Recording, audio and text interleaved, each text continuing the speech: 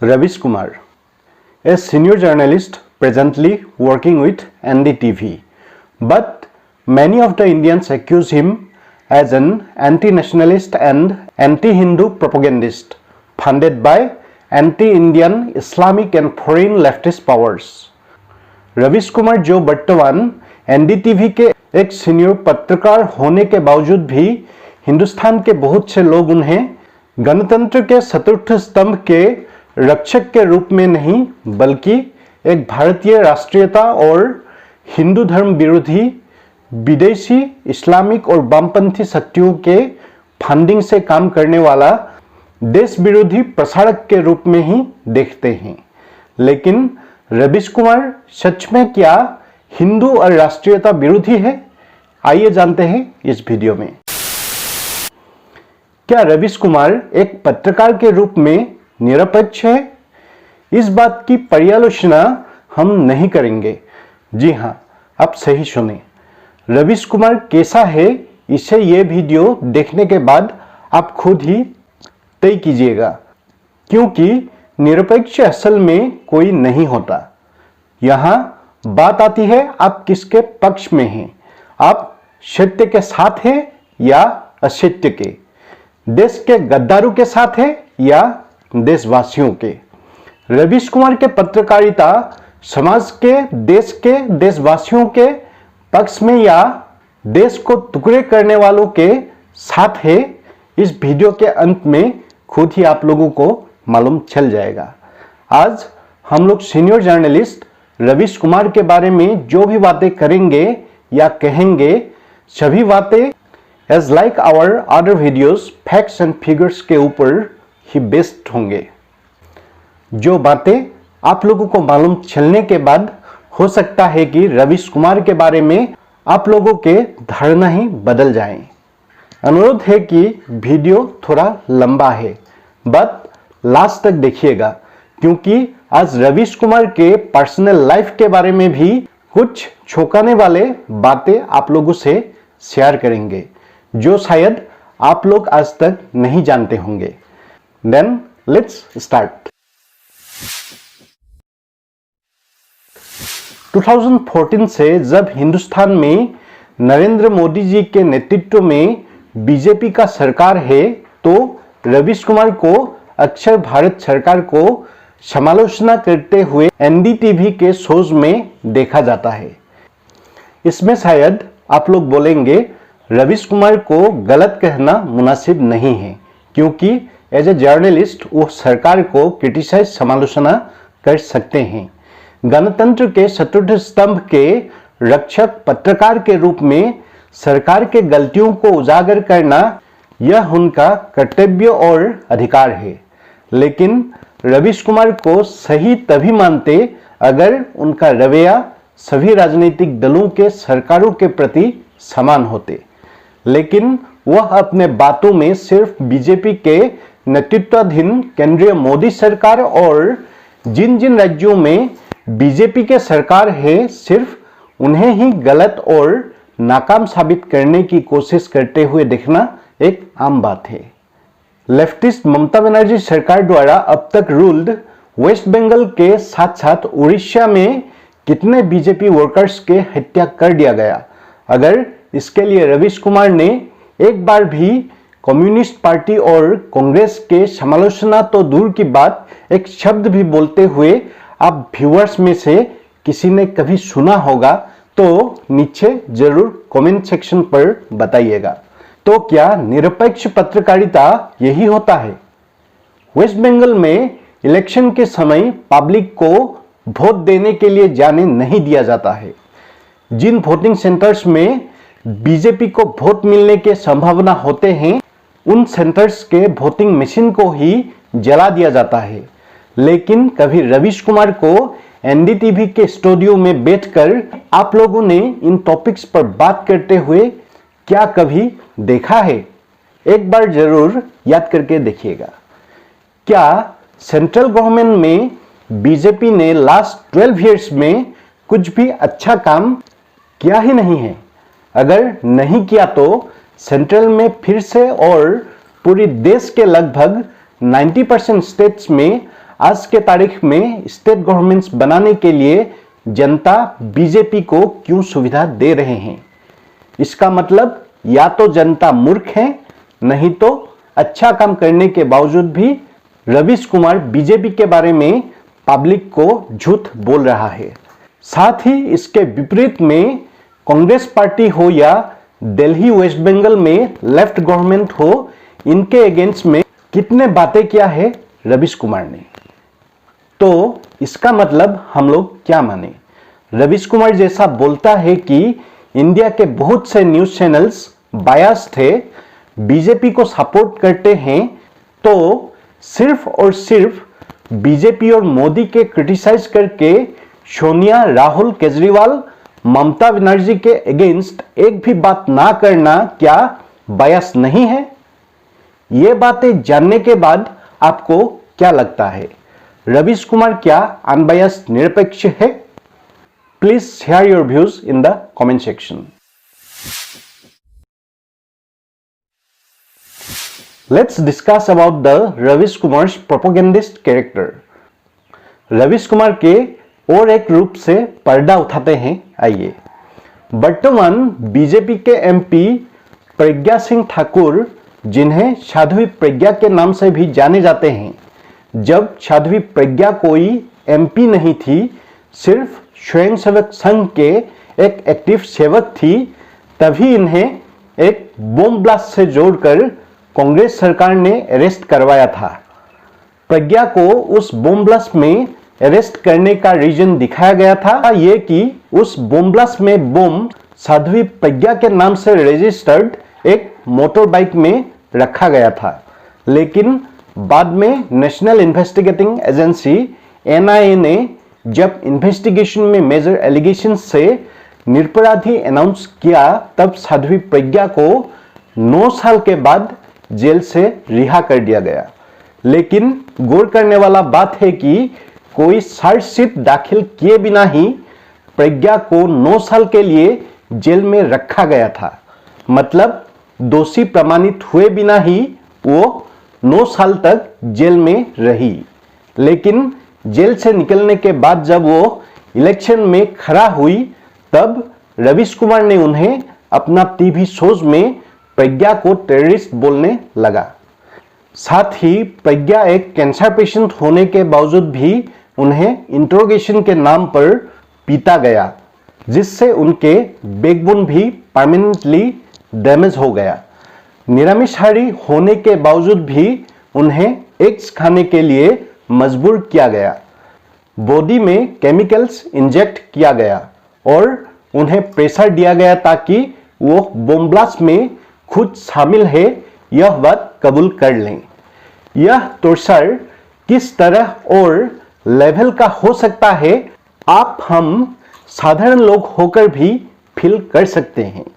लेकिन तब के कांग्रेस सरकार द्वारा कंट्रोल्ड कुछ पुलिस ऑफिसर्स द्वारा किया गया यह असंवैधानिक और अमानवीय काम के अगेंस्ट में रवीश कुमार ने एक बार भी सवाल खड़ा नहीं किया। अगर रवीश कुमार निरपेक्ष पत्रकार है तो एक पत्रकार के रूप में क्या ये उनका दायित्व नहीं था? लेकिन जब साध्वी प्रज्ञा ने कांग्रेस के सीनियर लीडर दिग्विजय सिंह के अगेंस्ट में खड़ा हुई, तो तब चार्जशीट के बिना ही जो 9 साल जेल में रही, उसे लेकर ही साध्वी प्रज्ञा को अपने स्टूडियो में बैठकर रवीश कुमार ने प्रज्ञा को टेररिस्ट घोषित कर दिया। व्यूअर्स, माय फ्रेंड्स, अब इसे आप रवीश कुमार का निरपेक्ष पत्रकारिता मानेंगे या कांग्रेस को इलेक्शन में जिताने के लिए इसे रवीश कुमार का पॉलिटिकल फ्लैटरी मतलब राजनीतिक चापलूसी बोलिएगा? आपके राय कमेंट सेक्शन पर जरूर रखिएगा।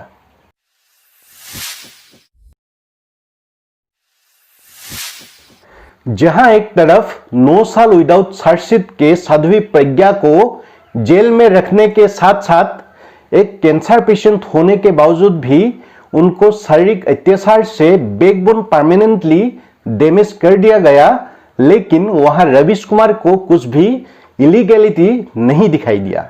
बट श्रीनगर के मिर्जा निसार हुसैन, जो दिल्ली के लाजपत नगर बम ब्लास्ट जहां 13 लोगों के मौत और 38 लोग इंजर्ड हुआ था, उस हॉरिफिक बम ब्लास्ट मामले में 23 साल जेल में रहने के बाद उन्हें कोर्ट ने 2019 में रिहा कर दिया था, जहां सुमित वर्मा नामक दुकानदार ने मिर्जा निसार को और 3 लोगों के साथ एक मारुति को रखते हुए देखा था जहां वो बम प्लान किया हुआ था। लेकिन ये सिर्फ सुमित वर्मा के द्वारा बोला हुआ एविडेंस होने के कारण 23 साल के बाद मिर्जा निसार को जब रिहा कर दिया गया, तब रवीश कुमार का मिर्जा निसार के प्रति शब्द दूसरे थे। रवीश कुमार ने अपने शो में मिर्जा निसार के प्रति बोले कि एक निरपराधी के ऊपर यह एक अत्याचार है, उनके जीवन ही खत्म कर दिया गया। तो अगर रवीश कुमार निरपेक्ष जर्नलिस्ट ही है, साध्वी प्रज्ञा और मिर्जा निसार हुसैन दोनों के प्रति उनके वक्तव्य अलग क्यों थे? साध्वी प्रज्ञा जो कांग्रेस के एक सीनियर लीडर के अगेंस्ट इलेक्शन में खड़ी हुई थी, उनको बोला गया हिंदू टेररिस्ट।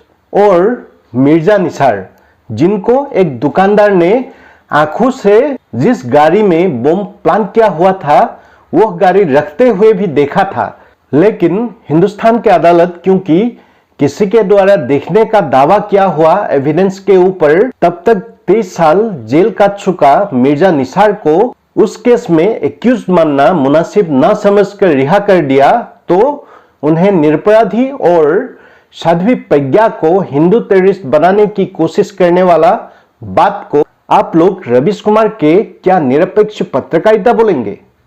इसे आप क्या मानेंगे? कमेंट सेक्शन पर जरूर बताइएगा। रवीश कुमार के स्टैंड रिलीजन देखकर किस तरह से बदलते हैं, देखिए। प्रज्ञा और 5 अन्य के खिलाफ कुछ तो सबूत जुटाए होंगे, तभी तो वो इतना आगे तक गए। 7 साल से साध्वी प्रज्ञा और लेफ्टिनेंट कर्नल पुरोहित जेल में हैं। क्या यह कह देना काफी है कि पर्याप्त सबूत नहीं है? क्या यह नहीं बताया जाना चाहिए कि 7 साल तक जेल में रखने के पीछे किस तरह सबूतों से छेड़छाड़ हुई? यह मामला तमाम कोर्ट की निगाह से भी गुजरता रहा। डॉक्टर कफील खान को गिरफ्तार किया गया और 8 महीने जेल में रहे। जमानत इसलिए मिली क्योंकि अदालत को उनके खिलाफ कोई सबूत नहीं मिला, फिर भी 8 महीने जेल में रहे। भारत में यह सब कितना आसान है। किसी को किसी भी आरोप में गिरफ्तार कीजिए, जेल भेज दीजिए, टीवी पर कवरेज करवा दीजिए और जांच के नाम पर 2 साल से 10 साल में उसकी जिंदगी को झोंक दीजिए और कहिए कि आप न्यायालय में भरोसा रखिए, इंसाफ में भरोसा रखिए, कोर्ट में जाइए। हिंदू के अगेंस्ट कोई एलिगेशन उठता है तो वो 100% दोषी है, और अगर वही एलिगेशन किसी मुसलमान के लिए उठते हैं तो वो हो जाता है विक्टिम, साजिश का शिकार।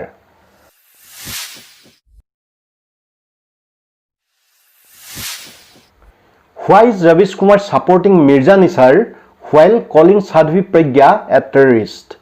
क्या आप जानना नहीं चाहेंगे रवीश कुमार क्यों मिर्जा निसार के प्रति सहानुभूति दिखाते हुए साध्वी प्रज्ञा को टेररिस्ट बोल रहा है? आइए जानते हैं।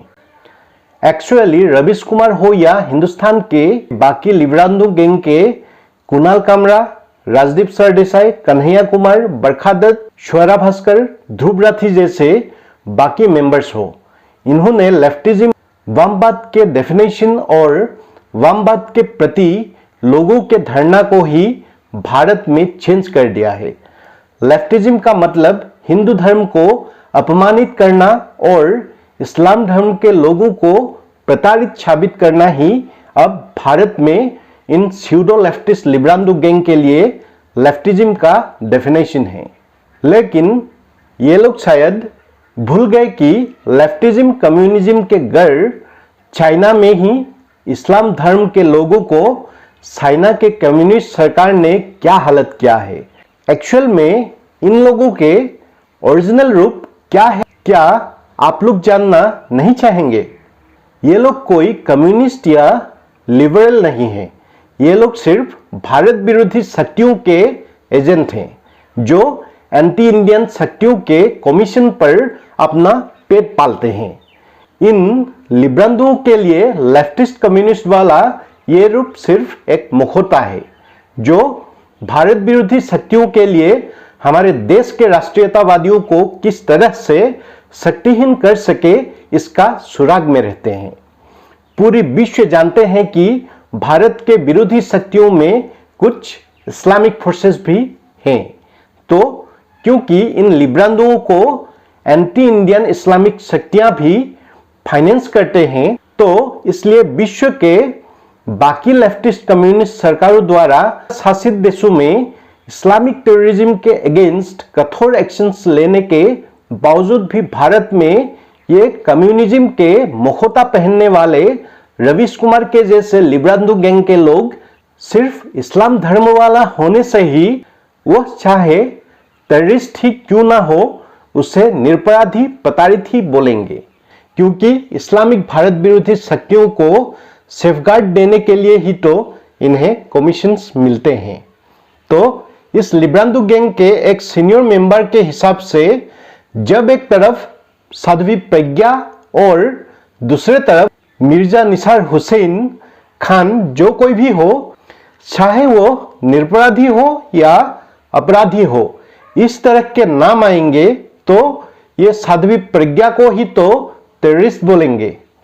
साथ ही यहां एक बात क्लियर कर देते हैं, क्योंकि ऑनरेबल कोर्ट ने मिर्जा निसार को सभी एलिगेशन से रिहा किया है, तो उनको हम लोग इस वीडियो के जरिए कोई भी मेलाइन डिफेम नहीं कर रहे हैं। सिर्फ रवीश कुमार और बाकी लिब्रांडोस के रूप को उनके जरिए सिर्फ हमारे व्यूअर्स के आगे उजागर करने का कोशिश कर रहे हैं, जो सोशल प्लेटफॉर्म्स में भी अवेलेबल है।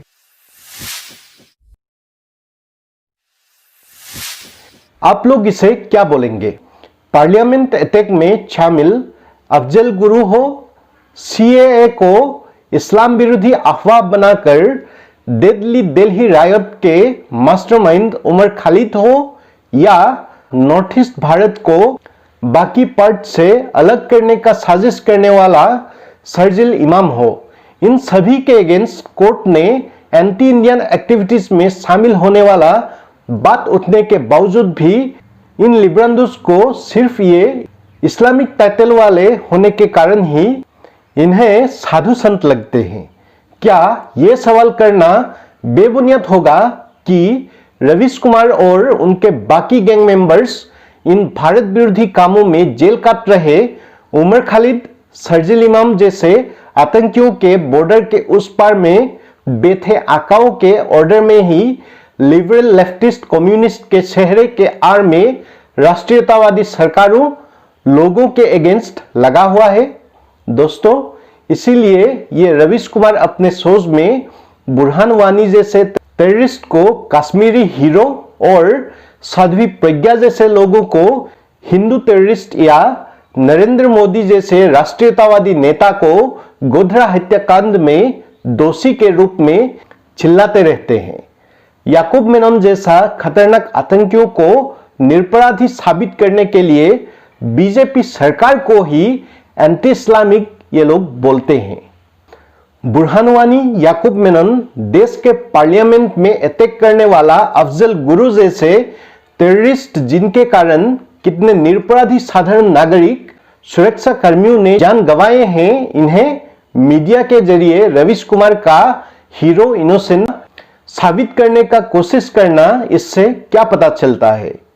क्या रवीश कुमार को भारत विरोधी इन आतंकी शक्तियों के एजेंट बोलना गलत होगा? आप लोग इसे क्या बोलेंगे? कमेंट सेक्शन पर जरूर बताइएगा।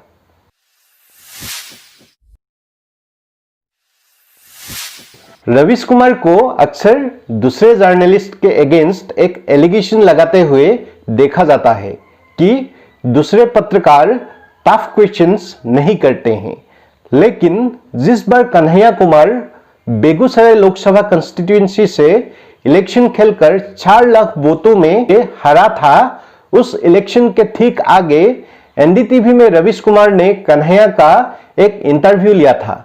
शायद आप लोग किसी ने देखा होगा, और अगर किसी ने नहीं देखा तो मैं नीचे डिस्क्रिप्शन में वो लिंक दे दूंगा, देख लीजिएगा। वहां रवीश कुमार ने कितना टफ क्वेश्चंस किया था एक बार देखिएगा। निरपेक्ष पत्रकार रवीश कुमार वहां इलेक्शन कैंडिडेट कन्हैया को उनके गर्लफ्रेंड के नाम, वह कब शादी करेगा, ऐसे टफ क्वेश्चंस किया था। दूसरे पत्रकारों को टफ क्वेश्चन करने का सलाह देने वाला रवीश कुमार सिर्फ इतने में ही रुका नहीं। ये निरपेक्ष पत्रकार बाबू एट लास्ट कन्हैया कुमार के लिए पब्लिक से वोट भी मांगे थे। पत्रकार कम कन्हैया कुमार के फूफा ज्यादा लग रहा था। कन्हैया कुमार भी तो सेम लिब्रांडो गैंग के ही मेंबर हैं, तो सीनियर मेंबर होने के नाते रवीश कुमार का इतना तो फर्ज कॉमरेड के लिए बनता ही है। आप क्या कहते हैं दोस्तों? और थोड़े ही रवीश कुमार ने ये बाकी पत्रकारों को टफ क्वेश्चन सीपीआई कांग्रेस ममता दीदी को करने के लिए बोला था। वे टफ क्वेश्चंस तो सिर्फ बीजेपी वालों के लिए ही है, बाकी पत्रकार भी ना इशारों को समझते ही नहीं है। ऐसा ही है रवीश कुमार के निरपेक्ष पत्रकारिता।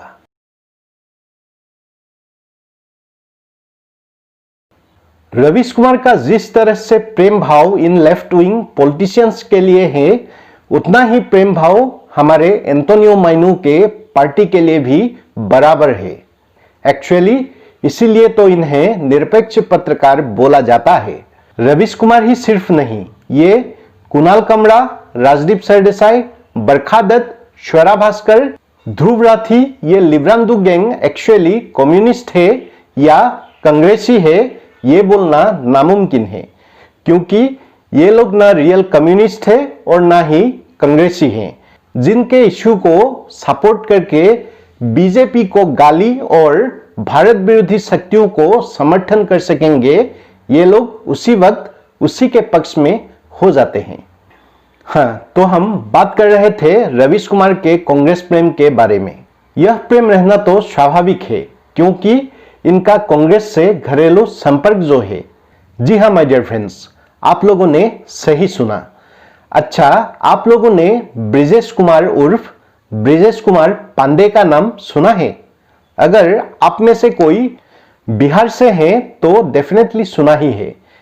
जी हाँ दोस्तों, मैं वही ब्रिजेश कुमार पांडे का ही बात कर रहा हूं, जो बिहार कांग्रेस के हाई प्रोफाइल नेता, जो बिहार स्टेट कांग्रेस कमेटी का वाइस प्रेसिडेंट थे और गांधी फैमिली का भी खास होने के बारे में जाने जाते हैं।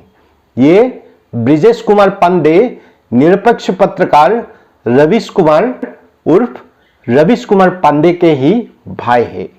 ये ब्रिजेश कुमार पांडे प्रदेश के बड़ा नेता और गांधी फैमिली के भी खास होने के वजह से उनके घर से भी बड़े बड़े कांग्रेस नेताओं के क्लोज रिलेशंस होने के बारे में दावा किया जाता है। साथ ही और एक इन्फो शेयर कर ही देता हूं। साध्वी प्रज्ञा को टेररिस्ट बोलने वाला रवीश कुमार के भाई ब्रिजेश कुमार, उन्हें साल 2017 में पोस्को एक्ट के तहत अरेस्ट कर लिया गया था, क्योंकि वह एक सेक्स रैकेट चलाने के साथ साथ माइनर गर्ल को मोलेस्टिंग का भी एक्यूज थे।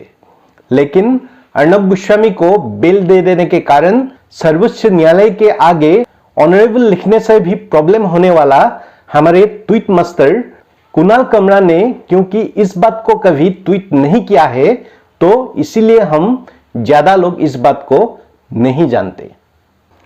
साथ ही और एक खबर दे देता हूं, ताकि शायद अभी मालूम चलने से कुणाल कमरा नहीं तो हमारे स्वरा बहन ही ट्वीट कर दे कि रवीश कुमार के बहन नीता कुमारी पांडे जी भी सरकार के करोड़ों रुपए के मनी लॉन्ड्रिंग एंड मैसिव लूट के केस में मेन एक्यूज थे। इसीलिए दोस्तों, जितना हो सके वीडियो को शेयर कीजिएगा, ताकि वीडियो कुणाल कमरा और श्वेरा भास्कर तक भी पहुंचे और ये खुद के ही लिब्रांडो गैंग के बड़े भाई जैसा रवीश कुमार के ये निरपेक्षता के बातें भी जनता के लिए ट्वीट करें। और जो लोग रवीश कुमार को अब भी निरपेक्ष पत्रकार मानते हैं, वे लोग ऑथर अरुंधति रॉय के नाम तो सुना ही होगा, जिन्हें 1997 में बोकर प्राइज मिली थी। वही अरुंधति रॉय ने बोली थी, कश्मीर, गोवा, मिजोरम, हैदराबाद, नागालैंड, पंजाब ये स्टेट्स भारत के नहीं हैं, इसीलिए इन राज्यों को भारत सरकार के अगेंस्ट आजादी के लिए मांग करना चाहिए। तो ये बात गणतंत्र के चतुर्थ स्तंभ के रक्षक निरपेक्ष पत्रकार रवीश कुमार को बहुत अच्छा लगा और वो अरुंधति रॉय को सपोर्ट करते हुए कहा कि अरुंधति ने अच्छी बात कही है, वो इनोसेंट थे। उन्हें मोदी जी के कहने पर ही राष्ट्रीयतावादियों ने दोषी कहा है।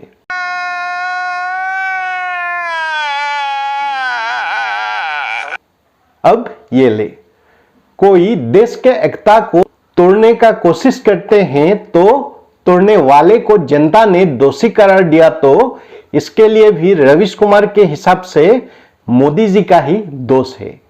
तो अब भी क्या रवीश कुमार देशभक्त हो सकता है?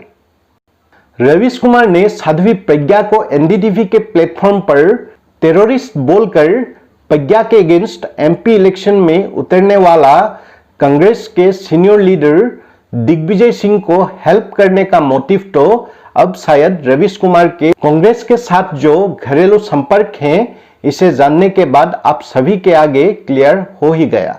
जो कुछ लोगों को लगता है कि वो एक निरपेक्ष पत्रकार है, वो सिर्फ रवीश कुमार के इसी क्लेवर वे ऑफ जर्नलिज्म के लिए ही। रवीश कुमार ने एमपी इलेक्शन के आगे अपने टॉक शोज में बार बार साध्वी प्रज्ञा को हिंदू टेररिस्ट बोले। उन्होंने उन शोज में एक बार भी लेकिन नहीं बोला कि प्रज्ञा के अगेंस्ट खड़ा होने वाला कांग्रेस कैंडिडेट अच्छा है, लेकिन साध्वी प्रज्ञा को टेररिस्ट बोलने से जो प्रज्ञा के इमेज पर असर हुआ, उसका फायदा ऑटोमेटिकली कांग्रेस को ही तो होने वाला था। रवीश कुमार के इस स्टाइल के कारण ही उन्हें भोले भाले जनता पकड़ नहीं पाते। साथ ही यह दावा किया जाता है कि भारत के लोगों में इस्लाम के साथ टेररिज्म को जोड़कर देखने का जो एक ट्रेंड है, इसके अगेंस्ट में कांग्रेस साध्वी प्रज्ञा को टेररिस्ट बनाकर हिंदू टेररिज्म का एक कॉन्सेप्ट लाना चाहता था, ताकि कांग्रेस अपने मुसलमान वोटर्स को संतुष्ट कर सके। तो रवीश कुमार ने अपने शोज में साध्वी प्रज्ञा को टेररिस्ट बोलकर इस एजेंडा पर भी काम कर रहा था, ये दावा करता है विभिन्न पक्ष।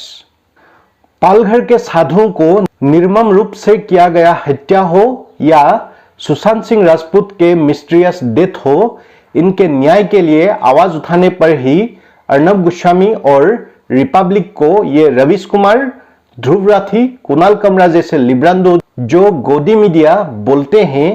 तो माय डियर व्यूअर्स, आप लोग ही बताएं, रवीश कुमार जो कांग्रेस के हिंदू टेरर वाले कॉन्सेप्ट पर काम कर रहे हैं, इनको क्या बोलना चाहिए? कमेंट बॉक्स पर जरूर आपके राय रखिएगा। साथ ही हिंदू को टेररिस्ट बनाने से ये एंटी इंडियन इस्लामिक फोर्सेस भी तो खुश होंगे। हम कुछ नहीं बोलेंगे, आप लोग ही तय कर लीजिए कौन हिंदुस्तानियों के लिए काम करते हैं और कौन दुश्मनों के लिए। रवीश कुमार को मैग्सेसे अवार्ड से नवाजा गया था, क्यों, कैसे और किसके द्वारा? अगर आप लोग चाहते हैं कि इस टॉपिक पर भी वीडियो बनाया जाए तो आप लोगों के राय कमेंट सेक्शन पर जरूर बताइएगा।